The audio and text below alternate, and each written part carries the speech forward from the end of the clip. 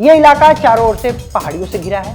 ऐसे में हवा का प्रवाह कम होने के कारण प्रदूषण लंबे समय तक वातावरण में बने रहते हैं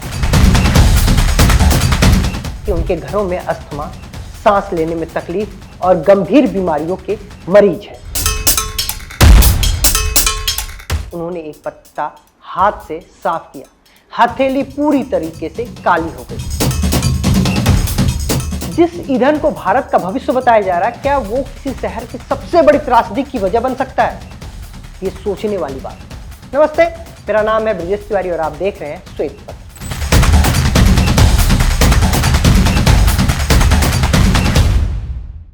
केंद्रीय सड़क परिवहन मंत्री नितिन गडकरी पिछले कई वर्षों से एथेनॉल को भारत के ऊर्जा भविष्य का अहम हिस्सा बता रहे हैं। उनका कहना है कि पेट्रोल में एथेनॉल मिलाने से कच्चे तेल के आयात पर निर्भरता घटेगी, किसानों की आमदनी बढ़ेगी और प्रदूषण भी कम होगा।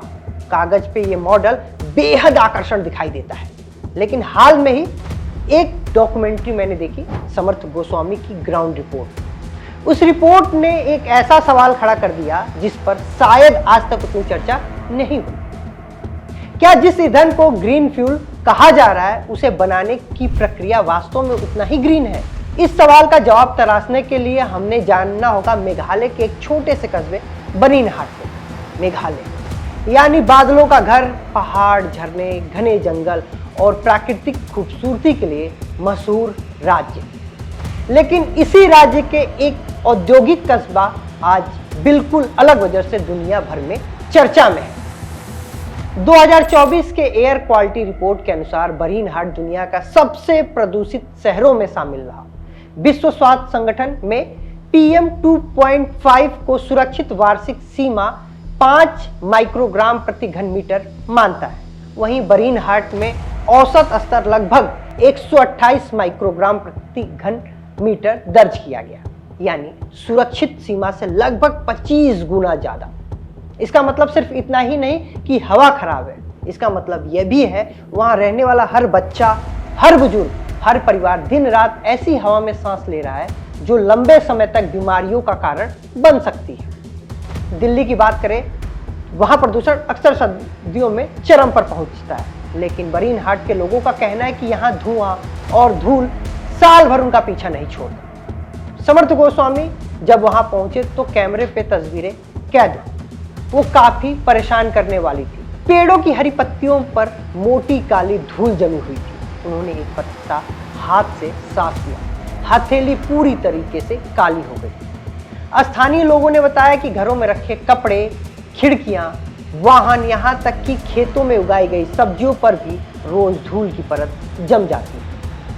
कई परिवारों ने बताया कि सब्जियां 3-4 बार धोने के बाद भी उनका कालापन बना रहता है। सोचिए, जिस मिट्टी में खाना उग रहा हो, अगर वहीं रोज धुएं और राख से ढक जाए, वहां रहने वाले लोगों में किस तरीके का माहौल होगा और वो कैसे जी रहे होंगे। अब सवाल उठता है, इतना प्रदूषण आखिर आया कहां से? बरीनहाट मेघालय में जरूर है, लेकिन असम के सबसे बड़े शहर गुवाहाटी से लगभग 20 किलोमीटर दूर स्थित है। पिछले कई वर्षों में बड़ी संख्या में उद्योग स्थापित हुए हैं। इसमें सीमेंट, स्टील, केमिकल, डिस्टिलरी जैसे कई उद्योग शामिल हैं। विशेषज्ञ बताते हैं कि इलाके की भौगोलिक स्थिति भी समस्या को और गंभीर बना देती है। यह इलाका चारों ओर से पहाड़ियों से घिरा है। ऐसे में हवा का प्रवाह कम होने के कारण प्रदूषण लंबे समय तक वातावरण में बने रहते हैं, यानी अगर उद्योग से धुआं निकलता है वो आसानी से फैलकर खत्म नहीं होता। अब आते हैं उस मुद्दे पर जिसकी चर्चा सबसे ज्यादा हो रही है, एथेनॉल। एथेनॉल एक प्रकार का अल्कोहल है जिसे गन्ना, मक्का और अन्य कृषि उत्पादों से बनाया जाता है। भारत सरकार ने पेट्रोल में एथेनॉल मिलाने की नीति इसलिए अपनाई ताकि विदेशी तेल पर निर्भरता कम हो और कार्बन उत्सर्जन घटे। इस नीति के तहत पिछले कुछ वर्षों में एथेनॉल उत्पादन में जबरदस्त वृद्धि हुई है। सरकारी आंकड़े के अनुसार 2014 में जहां उत्पादन करीब 38 करोड़ लीटर था, वहीं 2025 में यह 600 करोड़ लीटर से अधिक हो गया। भारत ने निर्धारित समय से पहले 20% एथेनॉल ब्लेंडिंग का लक्ष्य भी हासिल कर लिया है। अब भविष्य में इसे और भी आगे बढ़ाने की बात की जा रही है। अगर इस पे और भी जानना है तो हमारी एक और वीडियो है, आप उसे देख सकते हैं, डिस्क्रिप्शन में उसका डिटेल है। आते हैं वीडियो। यानी यह स्पष्ट है कि एथेनॉल भारत की ऊर्जा नीति का महत्वपूर्ण हिस्सा बन चुका है। लेकिन यही एक दूसरा पक्ष सामने आता है आलोचकों का। उनका कहना है कि लोग सिर्फ गाड़ियों के साइलेंसर से निकलने वाला धुआं देखते हैं, लेकिन एथेनॉल बनाने की पूरी प्रक्रिया बहुत कम चर्चा में होती है। डिस्टिलरी उद्योग से निकलने वाला धुआं, अपशिष्ट जल यदि वैज्ञानिक तरीके से ट्रीट ना किया जाए वो बेहद प्रदूषणकारी हो सकता है। इसी वजह से ऐसे उद्योगों पर सख्त पर्यावरणिक नियम लागू किए गए हैं। नियम कहते हैं कि प्रदूषित पानी का उपचार अनिवार्य है, धुएं को नियंत्रण करने के लिए आधुनिक फिल्टर लगाए जाए, उत्सर्जन लगातार मॉनिटर किए जाए। लेकिन सवाल यह है, क्या हर जगह इन नियमों का पालन हो रहा है? यही सबसे बड़ी बहस है। बर्नहार्ट के कई स्थानीय लोग का आरोप है कि कुछ फैक्ट्रियां रात के समय अपशिष्ट जल छोड़ती हैं और इसी से आसपास जल स्रोत प्रभावित होते हैं।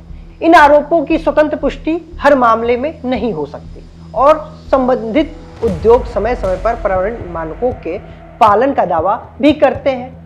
लेकिन अगर स्थानीय लोग वर्षों से एक जैसी शिकायत कर रहे हैं तो उनकी बातों को निष्पक्ष जांच होनी भी उतनी जरूरी है। स्वास्थ्य पर इसका असर भी चिंता बढ़ाता है। सरकारी आंकड़े के अनुसार इलाके में स्वास्थ्य संबंधित बीमारियों के मामले में पिछले कुछ वर्षों में उल्लेखनीय वृद्धि दर्ज की गई है। समर्थ गोस्वामी की रिपोर्ट में कई परिवारों ने बताया कि उनके घरों में अस्थमा, सांस लेने में तकलीफ और गंभीर बीमारियों के मरीज हैं। ये कहना वैज्ञानिक रूप से सही नहीं होगा कि किसी एक व्यक्ति की बीमारी सीधे किसी एक फैक्ट्री की वजह से हुई। ऐसा निष्कर्ष केवल मेडिकल और वैज्ञानिक जांच के बाद ही निकाला जा सकता है। लेकिन जब पूरे इलाका लगातार खराब हवा में सांस ले रहा है तो चिंता स्वाभाविक है। इसी पूरी कहानी का सबसे चिंताजनक हिस्सा शायद कुछ और है। जब अंतर्राष्ट्रीय एजेंसियों एक स्तर पर प्रदूषण दिखाती हैं तो स्थानीय आंकड़े में उन्हें अलग तस्वीर नजर आती है। तब लोग के मन में सवाल उठना स्वाभाविक है। इसके अलावा बर्नहार्ट की भौगोलिक स्थिति भी प्रशासनिक चुनौती बन जाती है। उद्योग का बड़ा हिस्सा असम में है, जबकि प्रभावित क्षेत्र मेघालय में भी पड़ता है। ऐसे में जिम्मेदारी तय करना आसान नहीं रहता।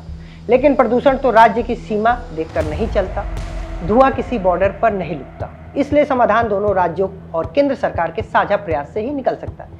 ये वीडियो एथेनॉल के खिलाफ नहीं है, ना ही विकास के खिलाफ है। भारत को ऊर्जा सुरक्षा चाहिए, किसानों को आय बढ़नी चाहिए, तेल आयात पर निर्भरता कम होनी चाहिए।